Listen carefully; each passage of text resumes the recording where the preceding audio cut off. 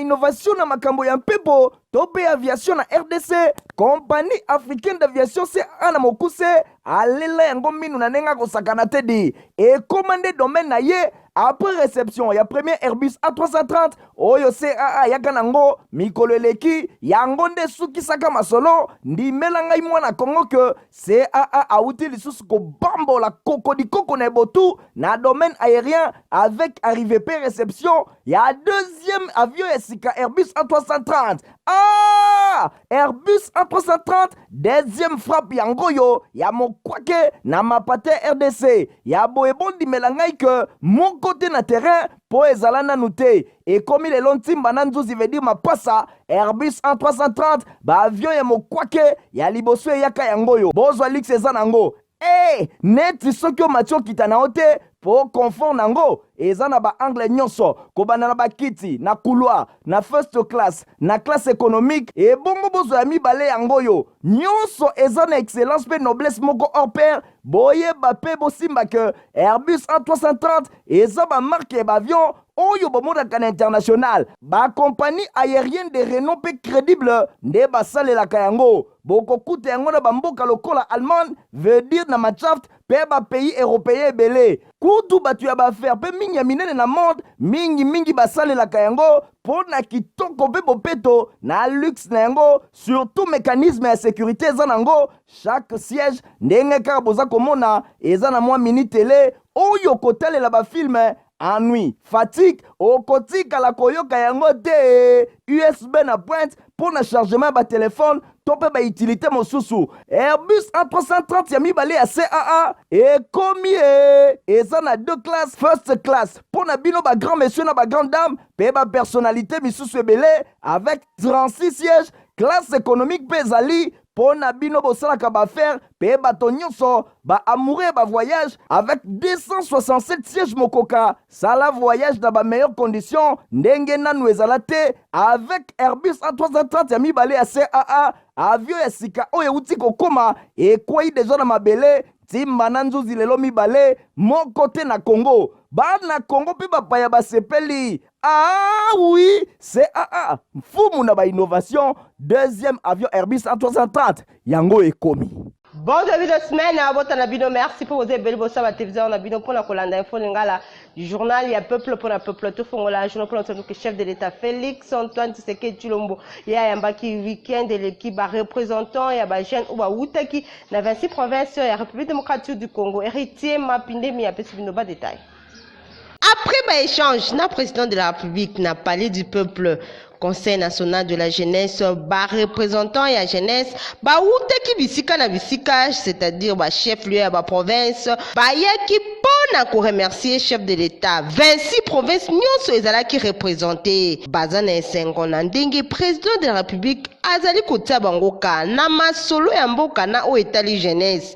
Ezambala ya liboso awa na République démocratique du Congo komona ke bato ba s'intéresser na jeunesse. Président de la République na maloba na ye ayebisi na bango ke azali na esengo na ndenge devant Dieu na nation bakozala toujours na esprit na ye pour na baza richesse ya République démocratique du Congo pe bazali avenir ya mboka. Félix Antoine Tshisekedi Tshilombo a haussé ton contre le président rwandais Paul Kagame a rappelé na ba Congolais que baza la différence entre peuple rwandais na régime ya Paul Kagame. Bazali na besoin ya aide pour se libérer. Yango ezali rien à voir na ba dirigeant oyo bazali ko imposer bango. Vraiment et de tout cœur je vous dis merci. Et lorsque les ennemis comprennent ça, ils viennent avec ces manipulations et ils réussissent à nous affaiblir parce que nous sommes divisés et incapables de faire front face à l'adversité. Je ne vous demande pas de haïr, ne faites pas ça. Ne haïssez pas les étrangers. Et d'ailleurs, à propos du Rwanda, ça ne sert à rien de regarder le Rwandais comme un ennemi. Non. C'est le régime rwandais avec Paul Kagame à sa tête qui est l'ennemi de la République démocratique du Congo. Tebeta bongo masolo ya Assemblée nationale pour la commission ECOFIN ya Assemblée nationale bango va présenter qui rapport week-end de l'équipe par rapport à la loi de finances au exercice 2023 na ba réussir en budget au bakisi en comme bongo na 15 milliards de dollars américains. Une fois de plus, héritier Mapindem. L'Assemblée plénière déclare recevable le rapport de la Commission économique, financière et de contrôle budgétaire relatif à l'examen. Bon enrichissement pe amendement ya commission ECOFIN ya Assemblée nationale et memi budget na 15 milliards de dollars américains. Rapport au Ezala qui présentait bo simba ke projet ya budget exercice 2023 na sima kozala présenté et paye ya gouvernement commission ECOFIN ya Assemblée nationale ba salaki toilettage na yango. Boyewane ezali mandat et pesamelaki bango na niveau ya plénière. Rapport et pesamelaki week-end eleki et paye wapi batalisi ke budget et commune à 15 milliards de dollars américains. Format Oyo et Pesami pe na ba recommandation ya ndenge na ndenge Oyo majorité ya ba honorable député ba pesaki projet ya loi Oyo ezali voté pe etindami na Sénat pour na lecture ya mibale avant ezala promulgué et pas ya chef de l'État. Bouina présentation ya économie ya rapport au examen pe adoption ya projet ya loi ya finance exercice 2023 député Boris Mboukou Laka président ya commission ECOFIN akumisaki mosala oyo commission asalaki pe ba séance de travail oyo nyonso bazalaki na yango boye ba auditionnaki ba responsable ya ba régie financière pe ba service ya assiette oyo nyonso balekaki pona kopesa ba explication mosala esalemaki selon ba prévision pona kotalisa ndenge nini budget oyo ekosala mosala ba nouvelles ressources na ordre ya 2 milliards 513 milliards de dollars américains pe ba recette ya ndenge na ndenge oyo etalisami. Commission a formulé série ya ba recommandation na niveau ya Assemblée nationale ba sengi culture ya débat pe ya orientation budgétaire eye bana kosala maka chaque année pour na kotala ndenge nini makambo ekoye bana kotambola. Totika kaka na masolo ya parlement pour l'instant que point vice-président ya Assemblée nationale André Mbata ye ayambaki ambassadeur ya République démocratique du Congo kuna na Tanzanie Jean-Pierre et pour balobela qui relations diplomatiques parlementaires entre République démocratique du Congo na Tanzanie. Reportage.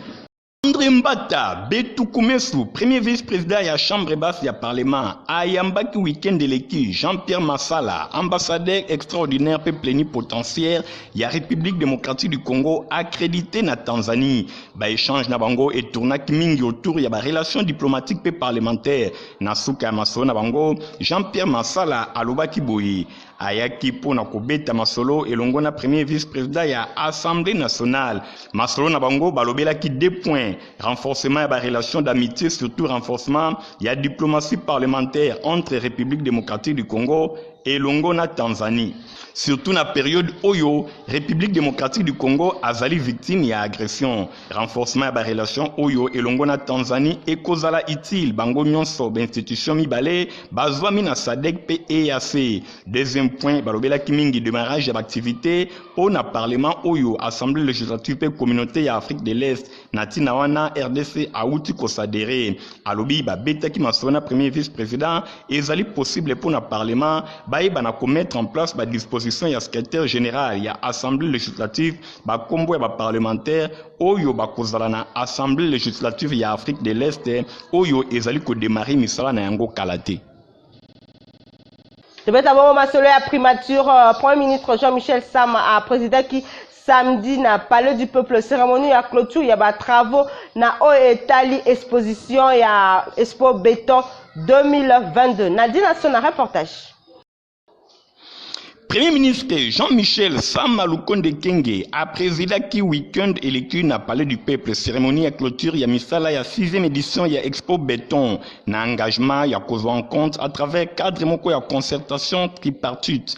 Kokis ya ba sénateur ya ville ya Kinshasa Expo Béton elongo na cabinet na ye ba recommandation ezalaki formulé na ba différents panels na tango ya ba échange pour na ko traduire projet oyo ezala vraiment concret pe kota en œuvre pour na ko luka ko développer ville ya Kinshasa na horizon 2036 elongo na implication ya gouvernement provincial ya ville ya Kinshasa na lisungi ya gouvernement ya République démocratique du Congo wana ezalaki maloba ya premier ministre na misala oyo ezalaki organisé ko banda le 30 novembre novembre petit le 3 décembre 2022 na parrainage ya président ya Sénat sous le haut patronage ya chef de l'État Félix Antoine Tshisekedi Tshilombo oyo asalaki lancement na yango bosimba ke participation active ya kokisi ba sénateur ya ville ya Kinshasa boye évolution moderne na ville oyo ezali bongo impératif pour la croissance démographique natina wana ezali kosenga na gouvernement ayeba na ko approfondir réflexion pour na ko concevoir politique pe kotia en œuvre ba programme moko ambitieux pour na développement ya infrastructure ndenge premier ministre atalisaki na maloba na ye natina wana chef de l'État Félix Antoine Tshisekedi Tshilombo mercredi 30 novembre euti koleka à faire bénéficier implication particulière ya chambre haute pe ya institution parlementaire nyonso ba réflexion ezalaki mené et pa ba kokis ya ba sénateur ya Kinshasa na tango ya ba vacances parlementaires na bango ya 2021 pe 2022 bango ba analysaki à travers 5 piliers aménagement urbain pe infrastructure éducation tourisme transport administration pe financement ya makambo nyonso oyo ville ya Kinshasa azana yango chef ya gouvernement a profitaki na maloba na ye pour na ko remercier chef de l'État na kombo na ye azali ko clôturer misala oyo atalisaki pe préoccupation ba sénateur pe organisateur ya forum oyo ba na ko rejoindre vision ya chef de l'État Félix Antoine Tshisekedi Tshilombo pour na oyo etali urbanisation ya mboka pe développement à la base ya 145 territoires na tina wana a félicité ba sénateur pour na ba réflexion na bango Sama Lukonde atalisi ke développement ya ville ya Kinshasa ezali question pe responsabilité ya bato nyonso moto nyonso esengeli ayeba na ko s'impliquer 6e édition oyo ezalaki organisé kobanda le 30 pe esili le 3 décembre 2022 sous le haut patronage ya président de la République Félix Antoine Tshisekedi Tshilombo asalaka lancement na yango na thème 5 grands piliers pour rétablir Kinshasa horizon 2036 vu par le sénateur de la ville de Kinshasa yango ezalaki clôturé na ba recommandation ya ndenge na ndenge pe chef ya gouvernement à promettre kozwa yango en compte. Date oya le 24 décembre ezalaki respecté pour na ba chrétien catholique nyonso ya République démocratique du Congo basalaki marche bisika na bisika pour na ko dénoncer makambo ya ndenge na ndenge bolanda reportage oya Stéphane Skandi. Bafidèle ya église catholique ba répondaki ebele na appel ya archevêque ya ville province ya Kinshasa le cardinal Fridolin Ambongo na nzela ya ba père pe ba évêque na bango na marche pacifique oyo ezalaki organisé mokola dimanche 4 décembre 2022 contre agression na République démocratique du Congo et epai ya régime ya Paul Kagame na sima ya ba M23 ba doyenne nyonso ni archevêque ya Kinshasa pe ya ba province ya ndenge na ndenge bazalaki présent nzela après messe ndenge esilaki ya 6h30 bango nyonso libanda selon itinéraire na ba ordre oyo bazwaki ba chapelet na maboko ba bible pe ba croix wana ba instrument oyo ba croyant ya ba église catholique basimbaki na nzela pona ko dénoncer agression oyo bazali kosala la République démocratique du Congo na Rwanda selon itinéraire oyo ezalaki point de chute ya moko na moko basalaki déclaration ya ndenge na ndenge contre ba ennemi nyonso ya République démocratique du Congo kasi bosimbake ba prêtre basalaki déclaration oyo ya kafu pona koloba ete balingi départ ya MONUSCO suspension ya République démocratique du Congo na masolo ya organisation ya francophonie République démocratique du Congo ba se retirer na EAC ba catholique ba boyi humiliation ya armée basukisaki na lokolo ba ete ba accord nyonso oyo basalaki esengeli elekala na parlement ba députés nationaux bayeba yango marche oyo elekanaki kitoko na kimia nyonso bisika na bisika ndenge ba image ezali kotalisa en tout cas ba doyenne nyonso ya République démocratique du Congo ya 26 provinces ba respectaki appel ya cardinal Fridolin Ambongo. Gouverneur ya Haut-Ouele Christophe Nanga Basayane a marché qui peut mokola dimanche 1er décembre na église catholique pour na ko soutenir FRDCP côté le melaba M23 Nadina Sona azaki sima naye.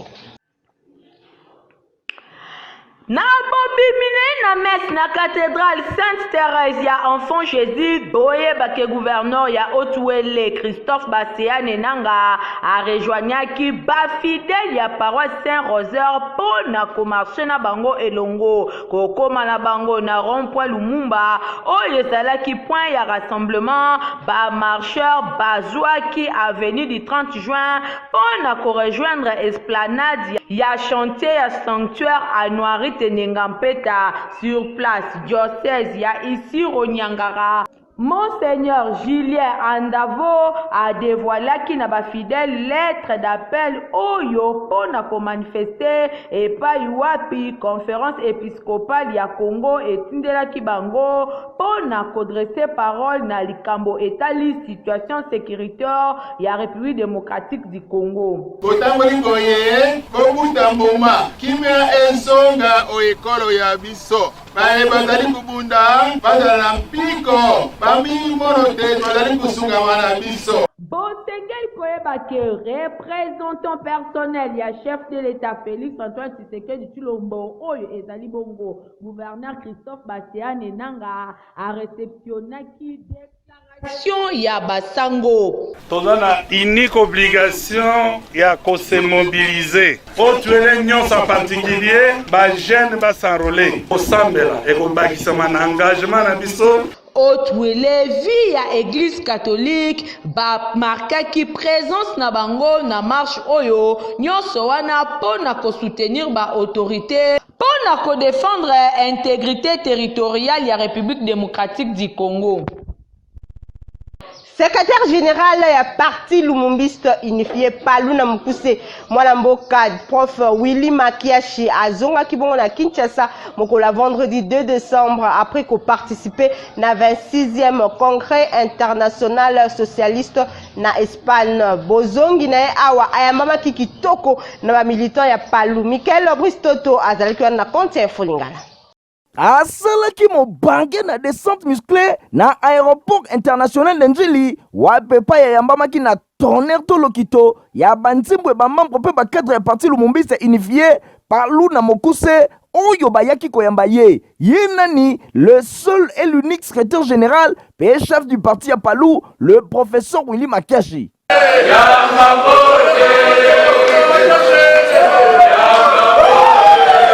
Toza 1h du matin, Bondi Melangai que accueille Oya numéro 1 à Palu, le professeur Willy Makiashi Azwaki, Izalakinde ya Pambate, pour Aoutinde ko représenter Mboka na biso na 26e congrès de l'international socialiste na Madrid, na Mboka Espagne, Bosimba Pebweba que de miaka ba parti politique et Cuba na République démocratique du Congo kakande, bazalaka ba membre ya international socialiste.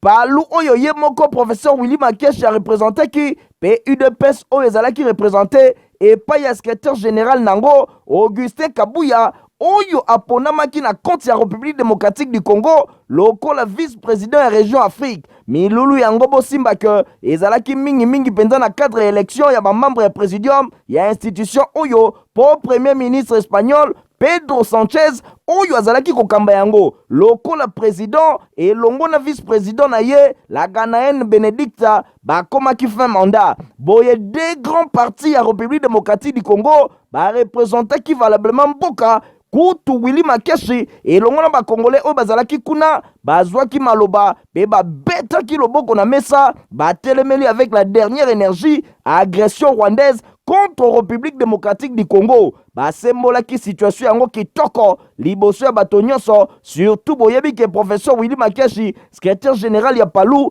azalaka race ya bajeni bongo elende na ndenge ya nyama ba participants nyonso bazalaki d'accord na ndenge kosakana te po balandela masolo yango. Nous avons réussi en même temps à donner de la voix, à faire adopter une résolution au terme de laquelle le Rwanda est expressément et profondément condamné par l'international socialiste ici à Madrid où nous avons siégé. Et ça, nous l'avons obtenu à l'unanimité de toute l'Assemblée qui a demandé au Rwanda de cesser ses velléités hégémoniques et puis expansionnistes pour agresser la République démocratique du Congo et revenir au bon sentiment pour des relations de bon voisinage pour le développement d'Afrique et de ses populations. Ah awi bomoni bisika baparti ya minene yebanaka nde yango yo badeba nyonso esalemaka epai ya tata wana elongo na bakolite na ye likolo ya palu ezalaka na yango mopepe elilingi ya pamba kasi boya awa tondima bino te bomoni mokonzi ya palu oyo bayebi na bainstitution nyonso ya mboka pe na libanda ya mboka yeyo le professeur Willy Makeshi la race de génie. Inspecteur peu agent il y a inspection générale il y a EPST basalaki sitting mokolo ya mardi 2 décembre pour na ko revendiquer discrimination na paye de prime na bango sima na bango Igor Ntingi.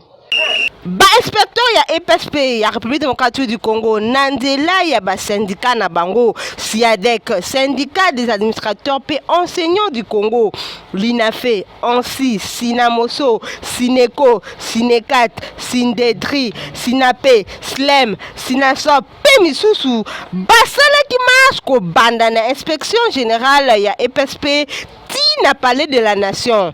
Objectif basali ko exiger mbongo na bango ya prime pour na hors session et na FEP examen d'état édition 2020-2021 et 2022. Tokoki komona na ba banderole non à la discrimination ya paye pour na prime ya fonction spéciale et spécifique alloué na ba corps des inspecteurs. Bazali kosenga na ba kondi ba pesa mbongo na bango ya prime pour na travail oyo ba salaki. Préparation à ba épreuve, certification et na FEP examen d'état. Ndela bazali ko revendiquer droit na bango sinon te examen d'état et na FEP pour na édition 2023 bakosala te. Point de chute ezalaki bongo palais de la nation. Après séance ya kotika memo Madame Angèle Paenzo, présidente ya Sinadec, syndicat des administrateurs et enseignants du Congo à lobby. Toya kotika memo na biso pona ba injustice sociale o ezali ko salema.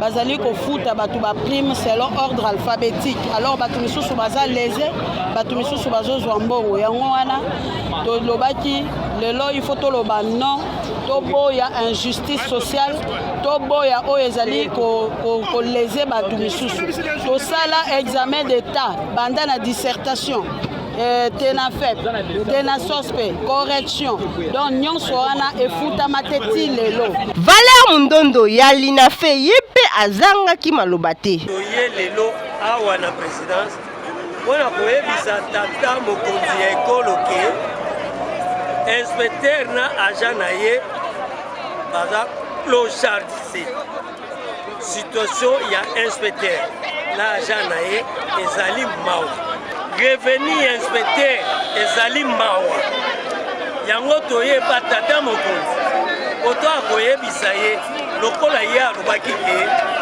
ye mpo na ye balingi mwana nyonso tu ya ekolo atanga me mpo atanga ezali mosala ya ba-inspecteur na bagent boete l'ouvrier azali ko mériter salaire na ye asali mosala esengeli azwa mbongo na ye bakonzi ya mboka botala makambo oyo ya bainspecteur ya République démocratique du Congo. Association ya motocycliste anamona mokuse basalaki week-end eleki marche de soutien pona ko soutenir ba FRDC pe ko condamner ba M23 au bazali soutenir epai ya Rwanda pe baza ko senga na chef de l'état Félix Antoine Tshisekedi Tshilombo albima bongo na organisation ya francophonie. Reportage Stéphane Kande pe héritier Mapindem. Biso ba motocycliste ya repinka kanda. Kanda makasi. Parce que trop c'est trop. Na est en boka na biso plus de 6 millions de morts. Génocide oyo tokon du matin. Trop c'est trop. D'ici là totika français. Tozongi la bamino kona biso mboka. Ceux qui si extrêmement si vous allez continuer à soutenir les M23. Vous soutenir Kagame, vous soutenir Ouganda. Biso tokobima na francophonie. Tokozongi la bamino kona biso. Kino mwa miakuni babechu. Tunasema la Swahili mzuri sana. Lugha mzuri. Merci. Solo. Tulobaka yango. Na yangwana tozali koloba boye, trop c'est trop. 6 millions de morts na est trop c'est trop. Mboka na biso ezali attaqué. Tokondima lisusu te Kagame okontinua kaka koboma. Communauté internationale oza na kati ya kofinancer M23. Biloko wana toboyi yango. Oyo marché tosali ya mokolo ya lelo eza avertissement. Ya mibale tokokende ti na France, na ambassade ya France. Tobengana bino. Oyo biso bamotare nde tozali biso bawewa. Anamo toujours Anamo toujours Tolobi boye ba jeune ba motocycliste tout confondu tozali kosenga na faci beton apia biso minduki biso tout kozwa minduki parce que tobani déjà kosenrole biso bawewa tokoti déjà na kati armée tozali kosenrole.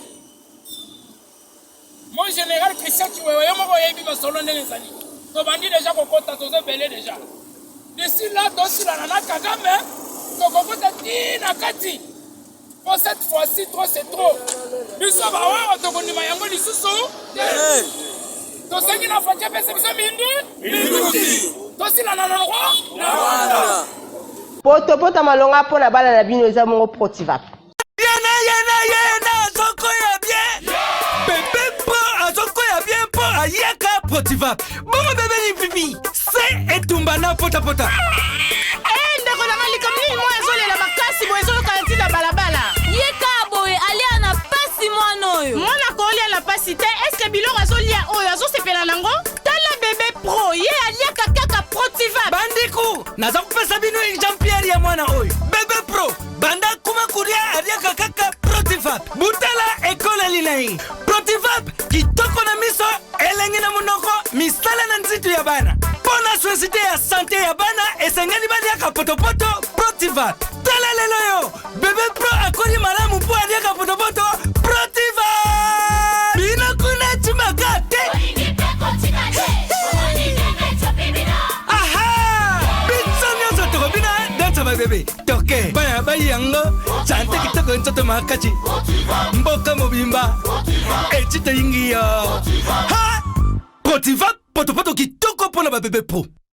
Bozalaki ebele pour la kolanda info lingala journal ya peu pour la peu vous sepela qui na opesa merci na Fabrice. Bozalaki ebele bosa ba télévision na bino pour la kolanda info lingala journal ya peu pour la peu vous sepela qui na opesa merci na Franzi Kanzaloko Kamasia o azaki bongo na sima ya caméra montage sima qui est pas Fabrice Lundombi concours rédactionnel Nadine Asona héritier mapindemi ya superviseur du journal pe coordination à Stéphane Skandinga bino depuis ça ni rendez-vous mikolezali koya au revoir. Innovation na makambo ya mpepo tope aviation na RDC compagnie africaine d'aviation c'est ana mokuse alela yango minu na nenga kosakana tedi et commandé domaine na ye après réception ya premier Airbus A330 oyo CAA yaka nango mikolo eleki yango nde sukisaka masolo ndimela ngai mwana Kongo que CAA auti lisusu ko bambola koko na botu na domaine aérien avec arrivée pe réception ya deuxième avion esika Airbus A330.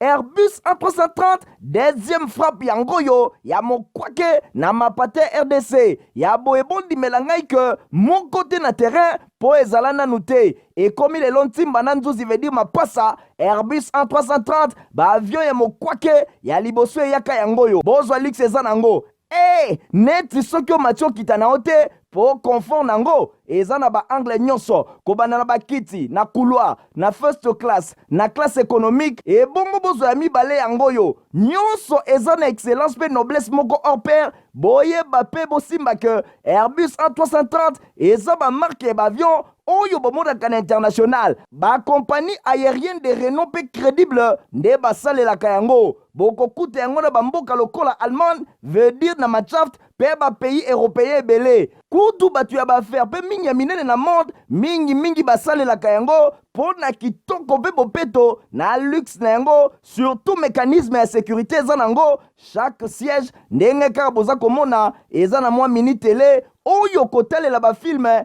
ennui, fatigue, okotika la koyoka yango te USB na pointe pour le chargement ba téléphone to mpe bautilité mosusu. Airbus A330 ya mibale ya CAA ekomi eza na 2 classes first class mpo na bino grand messieurs na grande dame mpe personnalité misusu ebele avec 36 sièges. Classe économique mpe ezali mpo na bino bosalaka baaffaire mpe bato nyonso baamoureux ya voyage avec 267 sièges mokoka. Sala voyage na meilleures conditions ndenge nanu ezala te avec Airbus A330 ya mibale ya CAA. Avion ya sika oyo euti kokoma ekwei deja na mabele timba na nzuzi lelo mibale moko te na Congo. Bana Congo mpe bapaya basepeli. Ah oui, CAA mfumu na innovation. Deuxième avion Airbus A330 yango ekomi.